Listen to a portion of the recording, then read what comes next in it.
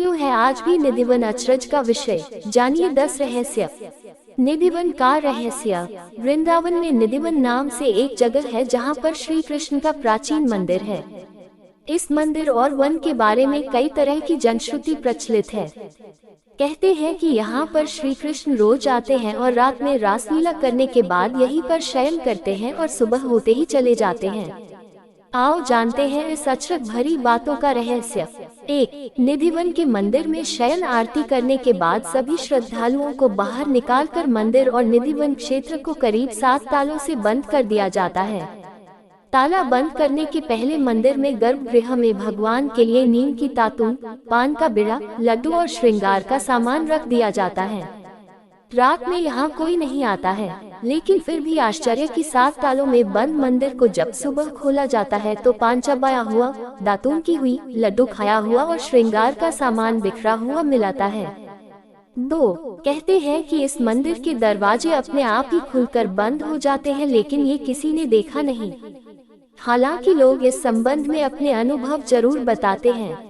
मान्यता अनुसार इस मंदिर को तानसेन के गुरु संत हरिदास ने अपने भजन से राधा घटाव कृष्ण के युग रूप को साक्षात प्रकट किया था। यहाँ कृष्ण और राधा विहार करने आते थे। यहीं पर स्वामी जी की समाधि भी बनी है। 3. रात को यहाँ पर कोई नहीं जाता है।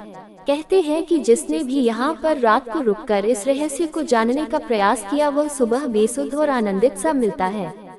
2 या 3 दिन बाद उसकी मौत हो जाती है।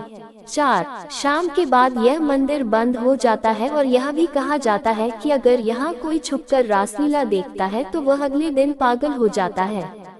रात में यहाँ कोई भी नहीं रुकता है। स्थानीय लोगों के अनुसार ऐसा बरसों से होता आ रहा है।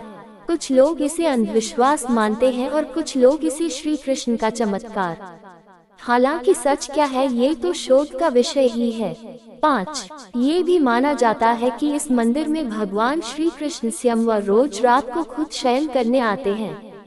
उनके सोने के लिए मंदिर के पुजारी रोज पलंग लगाते हैं और जिस पर साफ सुथरी गादी एवं बिस्तर के ऊपर चादर बिछाते हैं।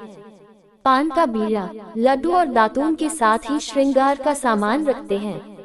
लेकिन कहते हैं कि जब मंदिर खुलता है तो उस बिस्तर की हालत देखकर सभी अचंभित हो जाते हैं, क्योंकि उसे देखकर लगता है कि यहाँ कोई सोया था। 6.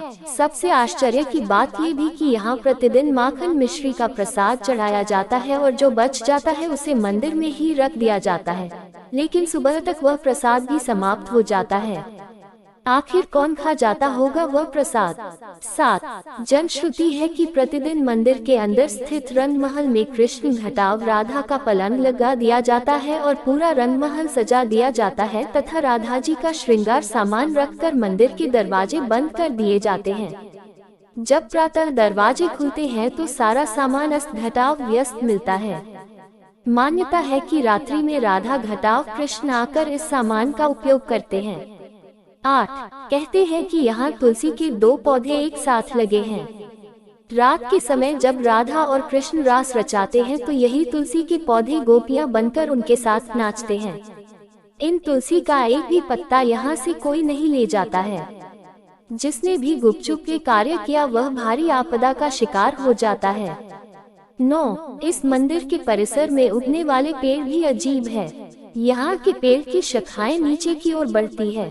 ये भी जनश्रुति है कि रात में ये सभी पेड़ गोपियाँ बनकर श्री राधा और कृष्ण के साथ नाचते हैं और सुबह होते ही पुनः पेड़ बन जाते हैं। इन सभी पेड़ों को गोपियाँ ही माना जाता है। श्रीमद्भागवत के 10वें स्कंद में रास पंचाध्यायी में भगवान श्री कृष्ण द्वारा शरद पूर्णिमा को यमुना पुलिन में गोपिकाओं के साथ महारास के बारे में बताया गया है। आज भी शरद पूनम पर निधिवन में होती है विशेष रासलीला, लेकिन कोई इसे देख नहीं सकता, बस महसूस कर सकता है।